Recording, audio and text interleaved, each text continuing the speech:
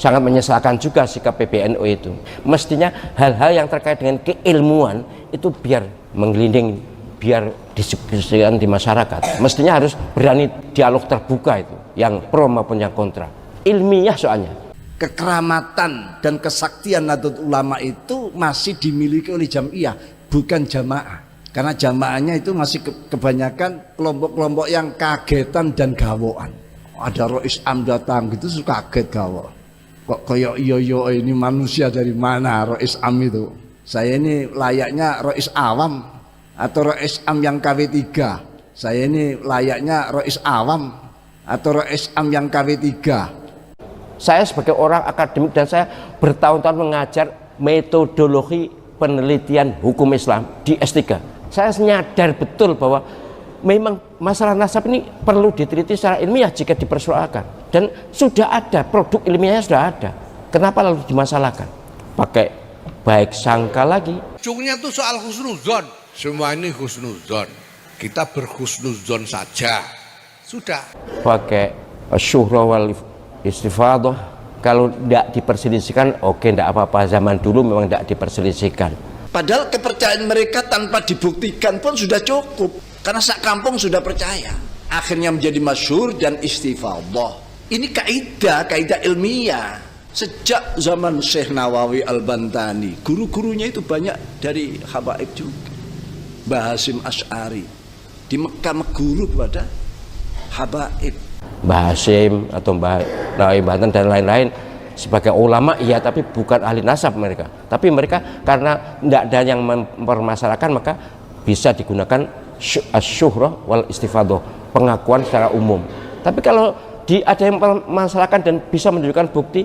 Al-Fakir Miftahul Akhyar, banyak kekurangan, ketidakcakapan dan ketidakmampuan mengemban amanah yang amat berat ini.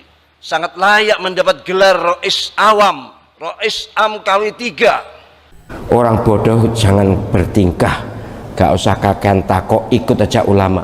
Orang-orang goblok gak usah nanya dalilnya, mari kita ikut saja bahwa para habaib ini memang memiliki silsilah yang sambung kepada Rasulullah SAW.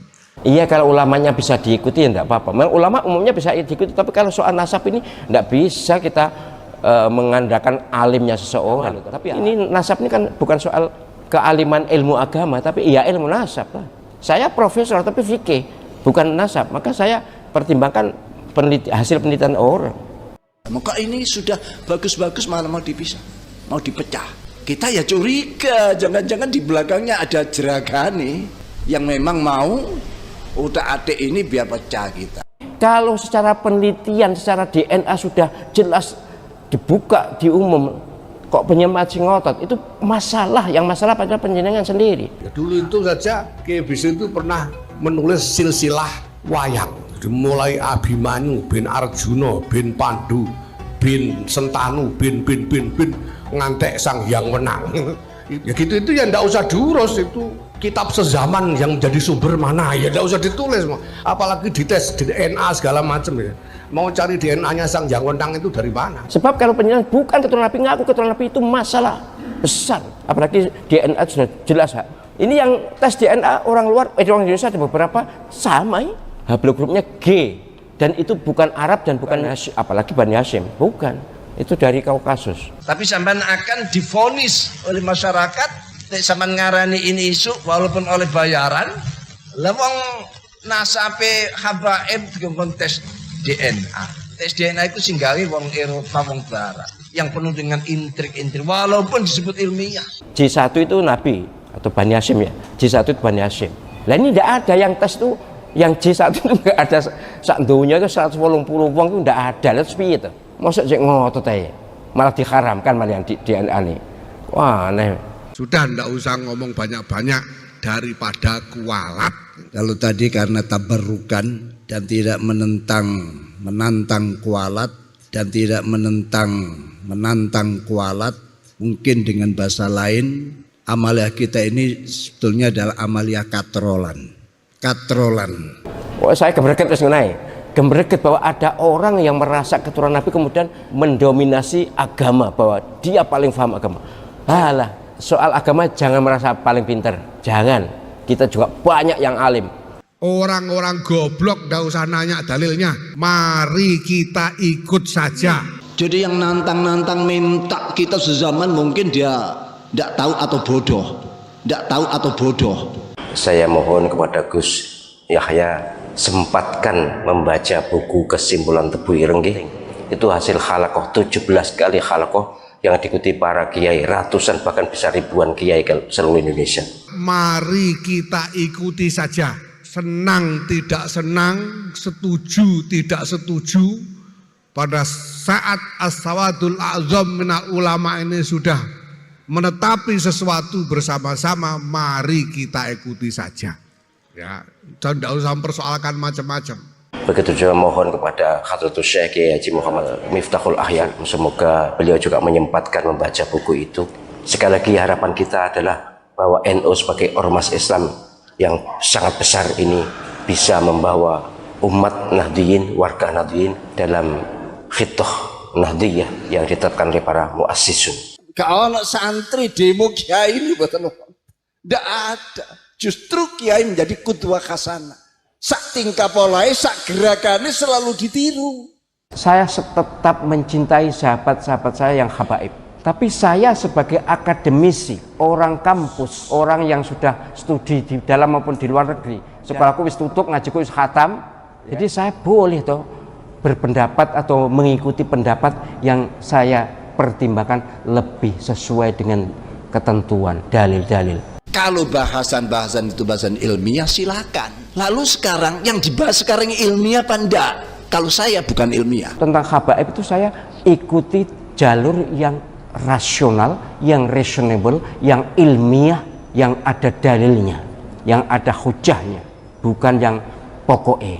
Ilmiah itu harus pakai aturan, kaidah ilmiah, tidak ada yang disembunyikan, semua dijelaskan, diterangkan, tidak ada yang ditutupi. Dan saya mohon kepada saudara-saudara yang habaib, ayo diturunkan tensinya, yang punya perikata, yang punya perilaku tidak cocok dengan bimbingan Nabi, hentikan supaya panjenengan tidak dihujat. Mosok ngaku putunan Nabi tapi terocoh. Al-Habib Ad-Doktor Ali Hasan Al-Bahar, apapun penelitian yang dilakukan oleh orang, apapun tesis-tesis dibuat oleh orang, walau aftal muftun, saya tetap berhusnudzon bahwa beliau Habib Ali ini adalah min dzurriyyati Rasulullah sallallahu alaihi wasallam. Saya ingin menghimbau kepada mereka supaya mereka menyadari bahwa itu bukan menimbulkan simpati tapi menimbulkan antipati, bukan menimbulkan kecintaan tapi kebencian. Akhirnya menjadi kebencian. Akhirnya yang ada hanya marah. Belum para buzzer-buzzernya yang ada di mana-mana itu. Kita ngomong sedikit langsung diolah, dipotong. Waspadalah. Ini yang disebut dengan muraqabah, kewaspadaan. Makin ada alasan orang lain untuk membenci orang yang ngaku cucu Nabi tapi perilakunya tidak sama sekali mencerminkan bimbingan Nabi. Padahal sam'iyat dan akliyat itu dalil kita, dalilnya wong NU, itu dalil kita. Ini ditolak, kebenaran mana ini sudah dihapus. Kalau ada sebuah bukti yang otentik, kitab-kitab yang asli, itu dibohongkan, dianggap palsu. Wahai para orang yang ngaku keturunan Nabi, kenapa kalian ngotot ingin diakui keturunan Nabi? Kenapa? Andai kata benar penjelasan keturunan Nabi, lebih bagus diam, lebih bagus sembunyi, tidak usah ditunjukkan, supaya tidak riak, supaya tidak mengganggu akidah, tidak mengganggu akhlak, tidak mengganggu pikiran, tidak mengganggu hati kita. Nantikan apa komando dan instruksi daripada PBNU.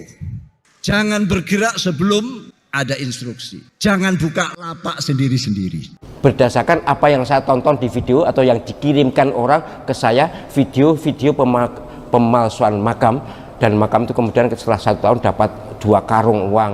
Ada bukti YouTube-nya. Sopos yang memalsukan terserah.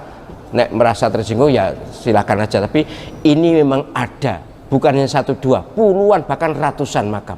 Ketahuan sekarang. Mosok nek wis ngene iki ya tetep begegek. Pertama, saya komit pondok pesantren inilah memang yang harus menjadi tuan rumah di Republik ini. Saya ingat apa kata Cak Nur, seandainya tidak ada pemerintah kolonial, maka sesungguhnya yang terkenal pertama di Indonesia itu misalnya Universitas Lirboyo, Universitas Termas, Universitas Tabir, bukan UI, bukan UGM, bukan ITB. Sejarahlah yang membelokkan nomenklatur ini menjadi seperti apa adanya sekarang. Jadi salah satu misi kami ingin mengembalikan sejarah. Karena kalau sejarah ini kita tidak perbaiki, maka umat Islam itu nanti akan banyak dikorbankan. Dan kita harus berani menyuarakan kebenaran dimanapun kita berada. Beliau berpesan dan kita harus berani menyuarakan kebenaran dimanapun kita berada. Jangan pernah takut. Qulil haqqa walau kana murad. Katakan kebenaran itu walaupun pahit. Dan saya mengapresiasi beliau yang betul-betul punya keberpihakan dengan pondok pesantren. Hari ini kita sedang ada di pondok pesantren Tanjung Laut, atau namanya Pondok Pesantren Rahmatul Ummah As-Salafiyah Ad-Nahdiyah, yang memiliki konsentrasi yakni takhusus hifzul Quran atau menghafal Al-Quran dan salafiyah kitabiyah atau ngaji kitab-kitab salaf, ngaji kitab-kitab turos. Baik, kita kembali kepada Menteri Agama. Beliau telah warning kepada pembelokan sejarah. Bahkan beliau sempat menyinggung bagaimana peran kolonial, pemerintah kolonial Belanda dalam rangka membelokkan sejarah pesantren, sejarah keindonesiaan, dan sejarah berkembangnya Islam yang ada di Indonesia. Dan ini juga adalah warning kepada pihak-pihak yang dulu telah bekerja sama dengan pemerintah kolonial, bekerja sama dengan Belanda atau VOC dalam rangka melemahkan perjuangan bangsa Indonesia. Seperti yang kita kenal diantaranya misalnya Habib Usman bin Yahya, yang digelar sebagai Mufti Batavia, yang kemudian berkali-kali mendapatkan penghargaan Ratu Belanda. Mufti Batavia ini bekerja sama dengan Sanok Horgronya untuk melemahkan perjuangan rakyat Indonesia. Bahkan hari ini kemudian kita menyaksikan adanya pembelokan sejarah, di mana sejarah berkembangnya keislaman keindonesiaan ini diklaim sebagai jasa-jasa Bani Ba'alwi, jasa-jasa para habaib kata mereka. Mereka mengklaim kalau tanpa habaib, bangsa Indonesia ini masih menyembah batu, menyembah pohon. Pernyataan ini justru sangat merendahkan bangsa Indonesia. Kita tunggu orang-orang yang membuat pernyataan tersebut untuk meralatnya. Karena yang kita ketahui, para Ba'alwi yang datang dari Yaman, yang konon katanya di Yaman pun mereka bukan penduduk asli Yaman, tapi mereka ini merupakan imigran juga. Lantas kemudian mereka dengan arogannya ngaku-ngaku sebagai anak cucu Nabi. Dan mengklaim bahwasanya sejarah berkembangnya Islam di Indonesia ini atas jasa mereka. Ini kan sebetulnya pengaburan sejarah, pembelokan sejarah. Padahal berkembangnya Islam di Indonesia ini atas jasa Wali Songo. Dan Wali Songo ini bukan Ba'alwi. Nah, hari ini kita dihadapkan dengan distorsi sejarah. Orang-orang itu mengklaim Wali Songo merupakan Ba'alwi. Mereka mengklaim Wali Songo dari mereka, ditambah lagi kemudian mereka tidak mengakui dzurriyyat Wali Songo. Ini pasti ada kepentingan. Saya jadi ingat dengan yang disebutkan dalam buku Secret of Freemasonry, bahwasanya untuk menguasai suatu bangsa, strateginya ada 3. Yang pertama, kaburkan sejarah mereka. Yang kedua, hancurkan semua situs-situs sejarah mereka. Dan yang ketiga, belokkan sejarah mereka. Nah, ini ada upaya yang sifatnya terstruktur dan masif untuk membelokkan sejarah Wali Songo, bahkan untuk membelokkan sejarah bangsa Indonesia. Buktinya sejarah kita dikaburkan, sejarah kita dibelokkan, situs-situs sejarah kemudian dihancurkan, lantas kemudian dimunculkan situs-situs baru berupa makam-makam palsu. Ada 3.000 makam-makam palsu di Indonesia ini yang pada akhirnya muaranya untuk membangun klaim tentang Ba'alwi yang sangat berjasa untuk bangsa Indonesia. Saya yakin betul Pak Menteri Agama Profesor Dr. Kiai Haji Nasaruddin Umar sedang kasih warning ke sana. Orang yang telah membuat situs-situs palsu, makam-makam palsu, pembelokan sejarah, sejarah bangsa Indonesia diklaim, pahlawan-pahlawan kita juga diklaim. Ini merupakan warning kepada Ba'alwi. Nah, mengapa kemudian orang melakukan pembelokan sejarah dan pengaburan sejarah? Ya, tiada lain, tiada bukan sebetulnya. Kepentingannya dalam jangka panjang ingin menguasai bangsa Indonesia. Maka ini menjadi sebuah syarat mutlak, keharusan dan keniscayaan bagi bangsa Indonesia, rakyat Nusantara bangkit bersuara. Jangan biarkan klaim-klaim sepihak ini. Jangan biarkan pembelokan sejarah ini. Mari kita bergerak dari akar rumput, menyuarakan agar pemerintah mendengar suara kita semua, agar tidak terjadi lagi pembelokan sejarah. Hari ini pembelokan sejarah itu mungkin baru sebatas adanya catatan-catatan yang sengaja dipalsukan, buku-buku sejarah yang kemudian dibelokkan. Tapi untuk 10, 20, dan 30 tahun yang akan datang, maka semua generasi kita, anak cucu kita akan dikorbankan. Saya ambil studi kasus saja. Misalnya tentang Pondok Pesantren Sidogiri. Di mana-mana Ba'alwi mengklaim Masyayikh Sidogiri merupakan keturunan Ba'alwi Yaman. Mereka juga adalah Habib juga, kata mereka. Bahkan kita lacak di beberapa buku memang sudah diklaim dari Yaman, dari Ba'alwi maksud saya. Kemudian yang berikutnya, kita lihat catatan di Google, misalnya kalau kita searching di Google, Syekh Sulaiman, Masyayikh Sidogiri itu atau Sayyid Sulaiman, itu sudah diba'alwikan. Kita bisa periksa di Google, misalnya mereka kasih nama Sayyid Sulaiman bin Abdurrahman Basaiban. Jadi pendiri atau Masyayikh Sidogiri sudah mereka ba'alwikan. Dan kemudian mereka kasih marga Basaiban.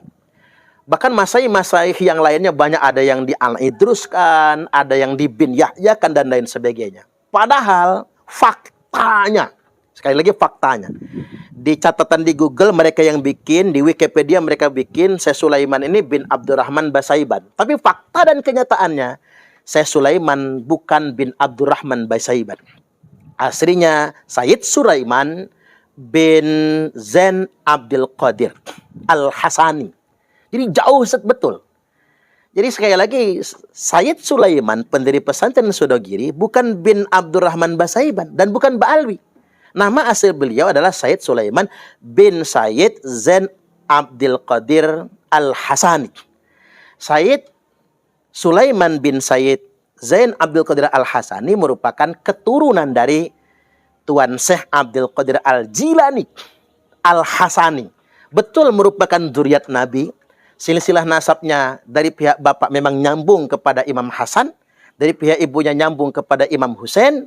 Tapi yang perlu ditegaskan pada kesempatan kali ini, beliau bukan Ba'alwi, tapi beliau adalah Al-Hasani, zuriat Nabi dari Imam Hasan radhiyallahu an. Nah, ini penting. Bahkan Sidogiri sudah mendapatkan isbat internasional, isbat dari Maroko sebagai keturunan dari Syekh Abdul Qadir Al-Jailani. Tidak sebagaimana Ba'alwi yang telah mengklaimnya. Nah, ini tadi kasus dari pembelokan sejarah pesantren Sidogiri dapat kita ambil pelajaran untuk kita semua betapa mereka gampang sekali membelokkan sejarah, gampang sekali memanipulasi sejarah, bahkan mereka berani berdusta atas nama Nabi Sallallahu Alaihi Wasallam. Termasuk sejarah pesantren tertua, yakni pesantren Al-Kahfi yang didirikan oleh Sayyid Abdul Kahfi Somlangu. Sayyid Abdul Kahfi Somlangu mendirikan pesantren tertua se-Asia Tenggara. Jadi kalau pengen tahu pesantren tertua di Indonesia bahkan di Asia Tenggara adalah Pondok Pesantren Al-Kahfi Somlangu, Kebumen. Dan beliau juga merupakan keturunan Syekh Abdul Qadir Al-Jilani, bukan Ba'alwi. Saatnya kita semua bangkit, mari semua Duriyat Wali Songo, mari kita semua bangkit untuk menyuarakan, meluruskan kembali sejarah kita yang telah diklaim orang lain. Bukan cuma sejarah Wali Songo yang mereka belokkan, ternyata sejarah bangsa dan negara kita juga telah mereka belokkan. Pahlawan-pahlawan mereka kemudian dipaksa untuk diba'alwikan, lalu kita dipaksa untuk menjadi pendengar setia, membenarkan apapun yang mereka sampaikan. Dan satu hal lagi, untuk kita masyarakat yang ada di Lampung, sudah ada banyak selebaran yang dibagikan di makom Keratuan Darah Putih atau makom Raden Intan, yang di sana dituliskan bahwasanya Raden Muhammad Zaka atau Raden Muhammad Aji Saka atau Ratu Darah Putih diklaim merupakan keturunan Ba'al. Padahal Keratuan Darah Putih atau Raden Muhammad Zaka atau Muhammad Aji Saka terkonfirmasi merupakan keturunan Sunan Gunung Jati, dan Sunan Gunung Jati merupakan keturunan Syarif Abdullah Umdatuddin atau Raja Mesir, Sultan Mesir. Artinya kita masyarakat di daerah pun harus berhati-hati. Ingat para leluhur kita akan selip sedikit dibaalwikan, diklaim sejarahnya. Dan siapapun putra-putri bangsa Indonesia yang leluhurnya telah dibaalwikan tapi diam saja, maka saya pastikan dia telah berkhianat kepada nenek moyangnya, telah berkhianat dengan orang tuanya, telah berkhianat dengan bangsa Indonesia, bahkan telah berkhianat kepada Rasulullah Sallallahu Alaihi Wasallam. Semoga ini semua bermanfaat. Kicik wakil soal habaib ya. Biar dijawab gak mas? Tapi ini kata jawab yang takoi banyak. Kau yang kanannya yang kono tak jawab tuh masalah habaib. Tapi baiklah. Ditakoi aku tuh jawab. Prof. Lapo, apa benar bahwa tes DNA itu haram? Sopo sih ngomong tes DNA haram? Tes DNA itu ini ilmu genetika, ya masalah nasab habaib itu loh. Atas dasar apa diharamkan? Tidak. Kalau kecuali ada temuan betul-betul diharamkan, apalagi kalau ini darurat, ini penting, ini urgent. Al-hajah tanzilu manzilat ad-darurah. Kepentingan atau kebutuhan itu menduduki posisi darurat. Nah, wad-darurat itu tubihul mahzurat. Keadaan darurat itu membolehkan sesuatu yang mestinya tidak boleh. Ini tidak ada dalilnya yang melarang. Kok diharamkan? Ya saya sejujurnya saya pernah menonton dikirimi video Habib Rizik menyatakan orang yang ngaku habaib wajib tes DNA. Wajib kok, diharamkan piye? Jadi Habib Rizik Syihab itu menyatakan bahwa tes DNA itu harus untuk mengklarifikasi status seseorang yang ngaku keturunan Nabi. Itu bagus kan? Sebab gini loh masalahnya itu. Keturunan Nabi, ngaku keturunan Nabi itu boleh tapi tidak bagus. Tidak ngaku itu lebih baik dan lebih ikhlas. Sebaliknya, bukan keturunan Nabi, kok ngaku keturunan Nabi, dosa besar dan itu haram surga. Nabi SAW yang dawuh, siapa yang mendakwa menyatakan bahwa dirinya keturunan seseorang bukan ayahnya, maka dia haram surga. Ngaku keturunan loh, bukan naruh nama istri dengan nama suami, itu lain, itu bukan ngaku keturunan. Ya ini saya menghimbau para habaib, sudahlah panjenengan seleh saja. Andai kata panjenengan keturunan Nabi, toh tetap dihargai oleh Allah SWT, oleh malaikat, tetap diakui. Tapi nek bukan keturunan Nabi kok ngaku keturunan Nabi, dosa besar. Jadi luwih apik keturunan Nabi gak ngaku keturunan Nabi, gak ngumum nih daripada ngumum nih. Tapi umpama ngumum nih pun boleh, nek asli keturunan Nabi. Lah nek ora, jelas dosa. Ya mohon maaf. Kenapa sih ngotot-ngotot diakoni keturunan Nabi? Kenapa? Wahai para orang yang ngaku keturunan Nabi, kenapa kalian ngotot ingin diakui keturunan Nabi? Kenapa? Andai kata benar penjelasan keturunan Nabi, lebih bagus diam, lebih bagus sembunyi, tidak usah ditunjukkan, supaya tidak riak, supaya tidak mengganggu akidah, nggak mengganggu akhlak, tidak mengganggu pikiran, tidak mengganggu hati kita. Ini saya menghimbau pada sahabat-sahabat saya, sudahlah. Andai kata penjaringan keturunan Nabi beneran, ya sudah, biar orang bilang bukan keturunan Nabi. Tapi kalau secara penelitian, secara DNA sudah jelas dibuka, diumum, kok penyemati ngotot, itu masalah. Yang masalah pada penjenengan sendiri. Kasihan saya. Mereka adalah sahabat-sahabat saya, tetap sahabat saya walaupun bukan keturunan Nabi, tetap sahabat saya dan baik saya dengan beliau-beliau itu. Perkara sing kelakuane gak cocok karo tuntunan Nabi ya itu urusan pribadi, tapi yang jelas kita ini menghormati pada semuanya. Ini bener saya himbau muga-muga maring ini wis gak ono sing takok masalah Habib meneh. Saya juga ono sungkane sahabat Habib saya banyak ya. Banyak yang akrab dengan saya itu banyak, tapi ya itulah kok iso sih ngotot jadi diakoni keturunan Nabi, kok iso. Saya itu malah berusaha sembunyi, ya kok orang buka neh kok nyenani kok Mas. Jadi saya ingin panjenengan sembunyi aja lah, ndak usah ngaku keturunan Nabi. Sudah nanti urusan di akhirat. Tenan pora. Sebab kalau panjenengan bukan keturunan Nabi, ngaku keturunan Nabi itu masalah besar. Apalagi DNA sudah jelas haplogrup ya, haplogrupnya jelas. Ini yang tes DNA orang luar, orang Indonesia ada beberapa sama ya. Haplogrupnya G. Dan itu bukan Arab dan bukan Hashim, apalagi Bani Hashim, bukan. Itu dari Kaukasus. Ya nek dibongkar atau izin, tapi ya sudahlah pokoknya jelas bukan J. J1 itu Nabi atau Bani Hashim ya. J1 itu Bani Hashim. Lah ini tidak ada yang tes itu. Yang J1 itu nggak ada, sak dunia itu 180 wong itu nggak ada. Lihat sepi itu, masuk cek ngotot aja, malah diharamkan malah yang di DNA ini. Wah aneh. Sing ngaramkan siapa Mas? Hanif itu mantune Gus, mantune, duh, lagi berarti orang tua kalau mantune gak waduh Mas. Astagfirullahaladzim. Oh janganlah, sampean mantu ya kudu nyadar, jangan menentang orang tua. Atau orang tua minta maaf pada umat. Enggak apa-apa. Tapi sekali lagi kehormatan panjenengan dan penghormatan kita pada panjenengan bukan soal keturunan Nabi itu bukan. Apalagi kalau sudah dinyatakan berdasarkan banyak disiplin ilmu sejarah, ilmu apa namanya itu filologi, kemudian ilmu genetika, tidak terus ngotot malah jatuh. Ini laku kasus bolak-balik loh. Saya sungguh sangat menyesalkan juga sikap PBNU itu. Sangat menyesalkan. Kenapa seperti itu? Tapi oke lah itu hak mereka sebagai pengurus, silakan aja. Tapi mestinya hal-hal yang terkait dengan keilmuan itu biar menggelinding, biar didiskusikan di masyarakat. Mestinya harus berani dialog terbuka itu, yang pro maupun yang kontra. Ilmiah soalnya.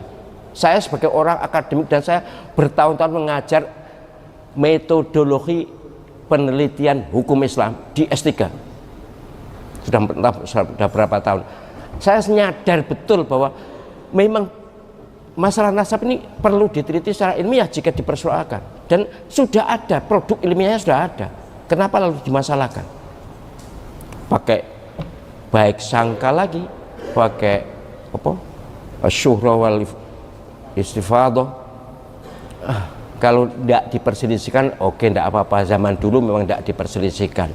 Mbah Hashim atau Mbah Nawawi Banten dan lain-lain sebagai ulama iya, tapi bukan ahli nasab mereka. Tapi mereka karena tidak ada yang mempermasalahkan, maka bisa digunakan asyuhrah wal istifadah, pengakuan secara umum. Tapi kalau ada yang mempermasalahkan dan bisa menunjukkan bukti, lalu apa untungnya? Tetap ngotot ngaku keturunan Nabi itu, apa enggak takut dengan risiko? Nanti baca surat Al-Ahzab ayat 2 dan seterusnya itu. Betapa Allah SWT murka kepada orang yang menasabkan bukan keturunannya. Menasabkan loh. Mohon dibedakan antara panjenengan istri, kemudian namanya ditambahkan suami, saya Mas Khalid. Istrinya apa jenis Mas? Iva Khalid. Wah, lo ceramah. Oh itu dosa, itu haram, bawa surga, ngaji ya sele. Itu kan bukan menasabkan, itu mengakui sebagai suami, bukan menasabkan. Ya memang afdolnya dengan orang tuanya, tapi kan supaya suami merasa dihargai, ya oke, tidak ada masalah itu. Yang dilarang oleh Allah SWT itu mengalihkan nasab. Misalnya yang di surat Al-Ahzab itu Zaid bin Muhammad, padahal jelas bukan bin Muhammad tapi bin Harithah kan. Itu yang dilarang, dan itu bisa diambil, dipetik sebagai pelajaran untuk para siapapun yang ngaku keturunan Nabi. Sekali lagi Mas, kalau ada fasilitas tes DNA saya mau kok. Engko tak umum, tapi yo gak tak umumne ndak. Nek gak tak umumne, tapi nek yo gak tak umumne ngono. Nek gak tak umumne. Bayar piro sih Mas? Cobalah cari info Mas. Sampeyan cari info. Di mana dan bayar berapa? Saya ingin supaya orang-orang ini segera menyadari bahwa masalah nasab ini sesungguhnya tidak ada pentingnya untuk diperdebatkan. Dan apalagi ngaku-ngaku nasab Nabi SAW tapi kelakuan tidak sama sekali mencerminkan apa tuntunan Nabi, kan malah bahaya itu. Kok doang banget masalah nasab ini. Iki goro-goro ini. Ustadz, kata seorang tokoh, iki enek jenenge, orang bodoh jangan bertingkah, gak usah kakean takok, ikut aja ulama.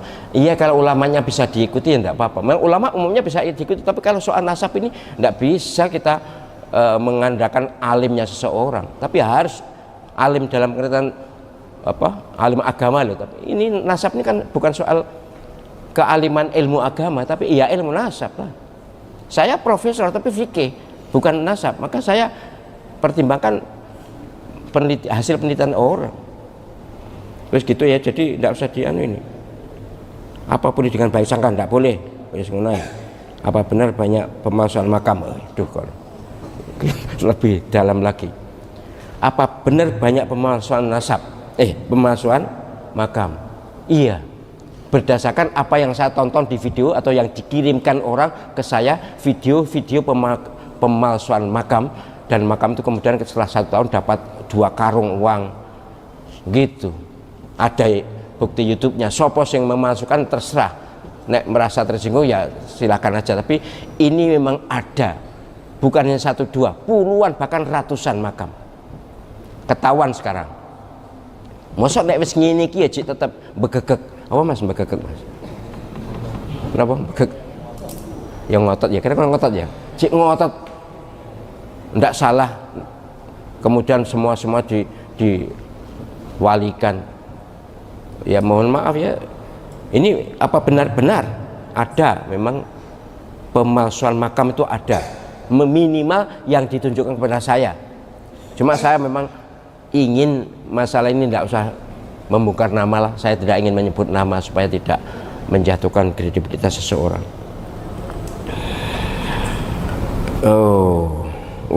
Wah kayaknya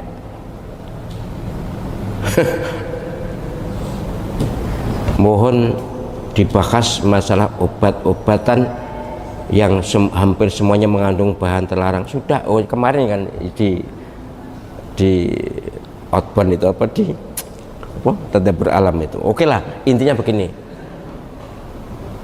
Menurut yang dikirim video ini, 90% lebih obat itu mengandung unsur babi atau narkoba, yang berarti haram.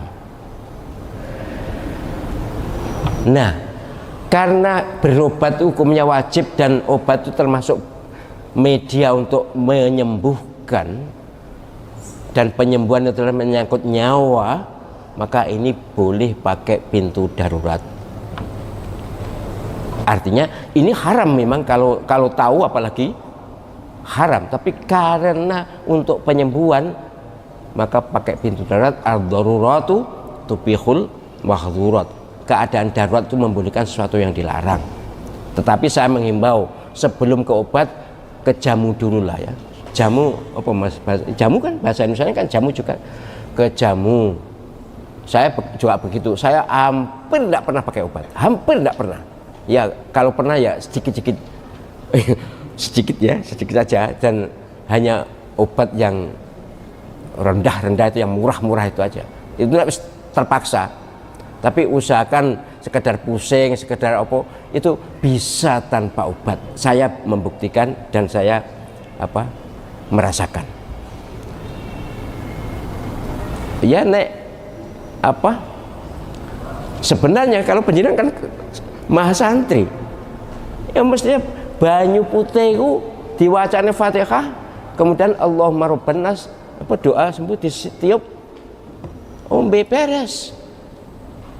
Mestinya ya apa gunanya panjenengan ikut KSS gak wani ngono.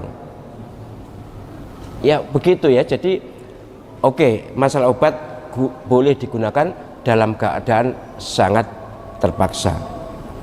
Gitu nggih. Ini sudah saya bahas kemarin tapi oke lah karena ditanyakan dan ini belum saya hapus berarti masih ditanyakan di sini. Terakhir sementara pacet habaib bener. Apa boleh seseorang itu merasa ahlul bait? Ahlul bait itu keluarga dalam. Ahlul bait itu hanya 5 itu, Nabi Muhammad SAW, Sayyidina Ali, Sayyidah Fatimah, Sayyidina Hasan, Sayyidina Husain. Itu ahlul bait. Jangan kepedean.